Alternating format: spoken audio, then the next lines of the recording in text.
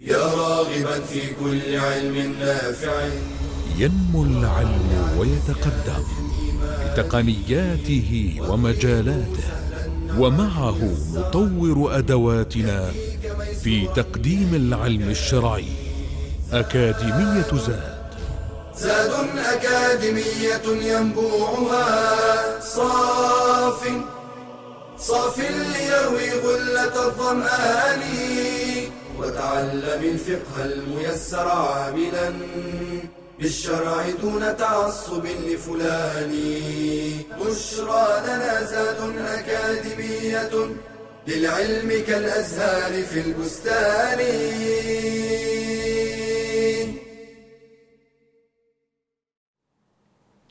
بسم الله الرحمن الرحيم. الحمد لله والصلاة والسلام على رسول الله وآله وصحبه ومن اهتدى بهداه. أما بعد. So what is the adhan and the iqamah? We've identified this and explained it in a previous lesson, and how to give the adhan. There are different ways of giving the adhan and different forms, and all are valid according to the Maliki madhab or the Shafi'i madhab or the Hanbali madhab. So I won't go into these differences and variations. The well-known adhan of Abu Mahdura, of Bilal and the likes is the one we know today. Allahu Akbar 4 times, Ashhadu an la ilaha illallah twice, Ashhadu an Muhammadan Rasulullah twice, Hayya ala salah twice, Hayya ala al-falah twice, Allahu Akbar, La ilaha illallah. And the iqamah, of course there is something called tarji', where you repeat silently the shahada, Ashhadu an la ilaha illallah, Ashhadu an la ilaha illallah, Ashhadu anna Muhammadan Rasulullah, Ashhadu anna Muhammadan Rasulullah. Then you say, Ashhadu an la ilaha illallah. But this is, again, one different variation or a version, but it's all valid part of the sunnah. The iqamah is the one we know. Allahu Akbar, Ashhadu an la ilaha illallah, Ashhadu anna Muhammadan Rasulullah, Hayya ala salati, Hayya ala falah, qad qamat as-salatu, qad qamat as-salah, Allahu Akbar, la ilaha illallah. So, compared to the adhan is in odd numbers. Allahu Akbar, Allahu Akbar, Allahu Akbar, Allahu Akbar. Iqamah is Allahu Akbar, once. The adhan, Ashhadu an la ilaha illallah twice. In the iqamah, Ashhadu an la ilaha illallah once, and so on. So, odd numbers and witr numbers, or even numbers and odd numbers, shafa' and witr. In some narrations, and this is followed by the Hanafi madhab, the iqamah is similar to the adhan. So you say Ashhadu an la ilaha illallah twice, Ashhadu anna Muhammadan Rasulullah twice. In the beginning, Allahu Akbar 4 times. Exactly like the adhan, but with the insertion of قد قامت الصلاة قد قامت الصلاة. And this is totally valid and accepted without any problem. There is something that is known as at-tathweeb, and this is only done in Fajr. And as you know, Fajr has 2 adhans. The first one does not announce the beginning of the salat. It's like the normal 5 daily adhans, the same fashion. But it is given like half an hour or an hour before the actual time of Fajr begins, before the break of dawn. Why then we announce it? So that those who are asleep may wake up to eat the pre-dawn meal, the sahur.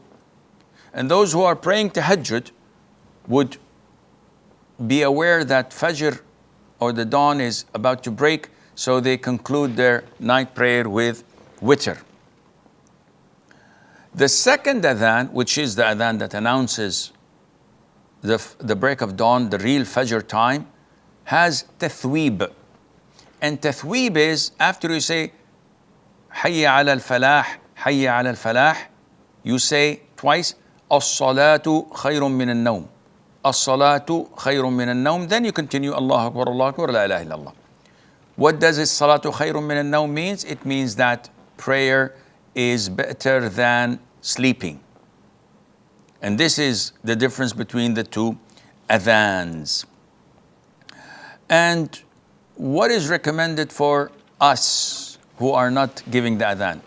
It is recommended that we listen and we repeat after the mu'adhin whatever he says. So whenever the adhan is called, we try to refrain from anything that we're doing and call after the adhan, because the hadith of Abu Sa'id Al-Khudri, may Allah be pleased with him, that the Prophet said, alayhi salatu wasalam, whenever you hear the call, the announcement, the adhan, then say exactly what the mu'adhin is saying.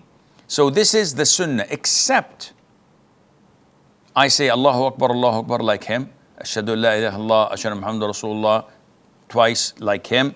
But when he says Hayya ala salat, he's calling me by saying hasten to prayer or come to prayer. I don't say, no, you come to prayer. Rather, the sunnah is to say La hawla wa la quwwata illa billah. And this means that there is no power or might or ability other than with Allah the Almighty. And likewise when he says Hayya ala al-falah. So I repeat the phrase 4 times. And then after he finishes the adhan, I should send the blessing upon the Prophet ﷺ and ask Allah to grant the Prophet ﷺ al-wasila. Al-wasila, which is a level in paradise. Only one person is qualified for it. And the Prophet says, I hope that I am qualified for it from among all of humanity. And he is. Sallallahu alayhi wa sallam. The Prophet says, alayhi salatu, when you hear the mu'adhin, the one who calls the adhan, say what he says, then send the blessings upon me. For whoever sends blessing upon me, Allah will send blessings upon him tenfold. Then ask Allah to grant me al-wasila, for it is a station in paradise. It's a position, it's a level in paradise which only one of the slaves of Allah will attain. And I hope that I'll be the one. Whoever asks Allah for a wasila for me, intercession for him will be granted. That means that the Prophet ﷺ will intercede for us on the day of judgment. And Jabir ibn Abdullah, may Allah be pleased with him, said that the Prophet said, alayhi salatu, whoever says when he hears the call of prayer, and this is the dua that we have to say after, repeating after the mu'adhin and offering salutation upon the Prophet ﷺ, we have to say, Allahumma rabba hadihi ad-da'wati at-tamma was-salati al-qa'imah آت محمدا الوسيلة والفضيلة وابعثه مقاما محمودا الذي وعدته. So whoever says this to the dua, which translates to, O Allah, Lord of this perfect call, and the prayer to be offered, grant Muhammad alayhi salatu wasalam the privilege and also the eminence, and resurrect him to the period, or resurrect him to the praise position that you have promised. Whoever said this, the Prophet says, will be granted my intercession on the day of resurrection. So, this is what we should say when we hear the adhan.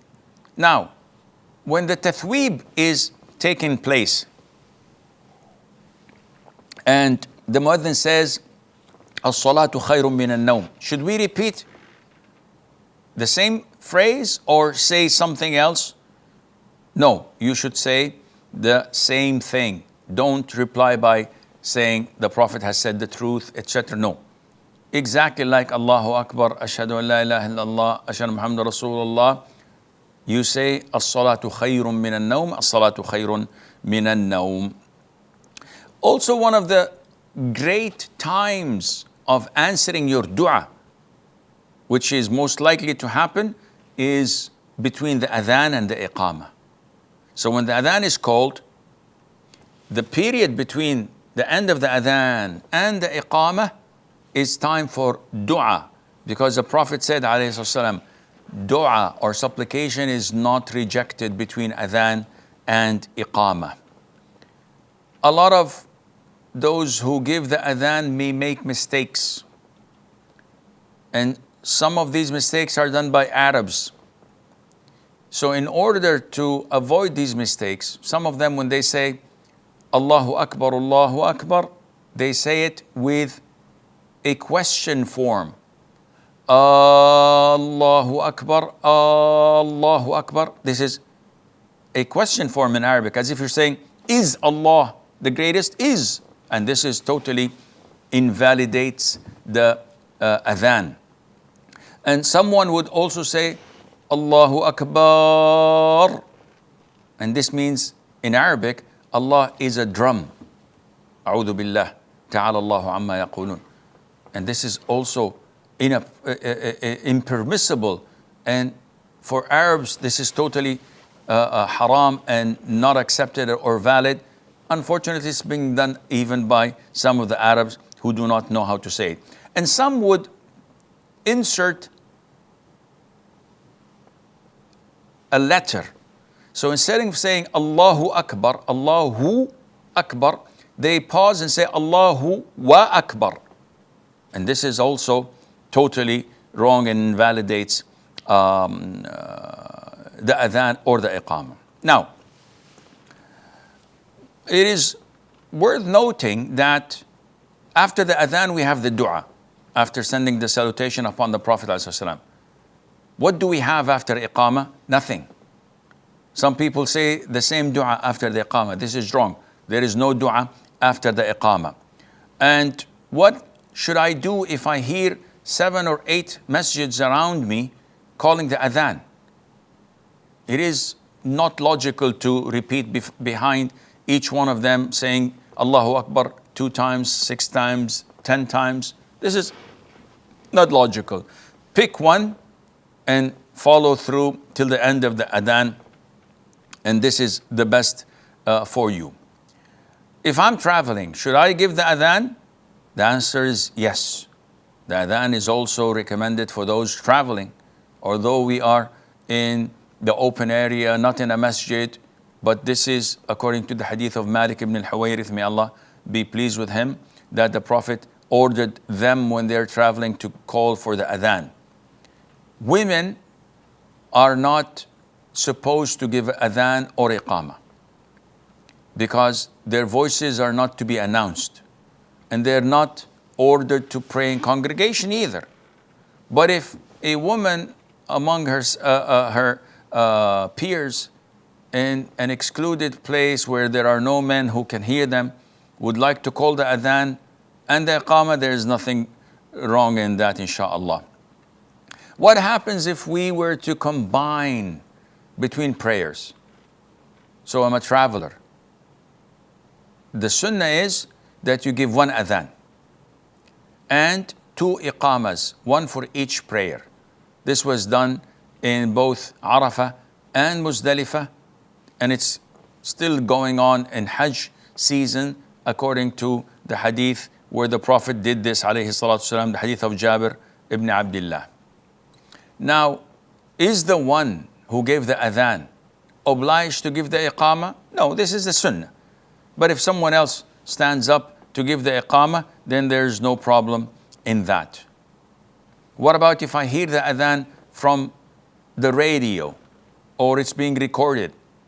Well, if it is live, meaning if I'm in London and I listen to the radio live broadcasting the adhan from Mecca, difference of 3 hours, no problem, I can repeat because this is live. But if it's pre-recorded, then this is not permissible for me to repeat because this is not a form of ibadah that is actually happening. And what's happening in some Islamic countries, unfortunately, where they unify the adhan in the whole country and broadcast it at the same time by a pre-recorded adhan, this is totally prohibited and invalid. If the adhan is being called live by one individual in a place and this adhan is being telecasted throughout the loudspeakers in the masjids of the whole city, that's totally fine and you can repeat behind that, and Allah Azza wa Jal knows best. Wa sallallahu wa sallam wa barak ala nabiyyina Muhammad.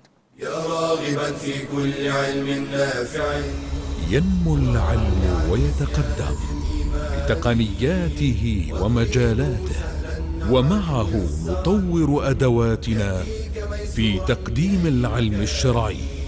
أكاديمية زاد أكاديمية ينبوعها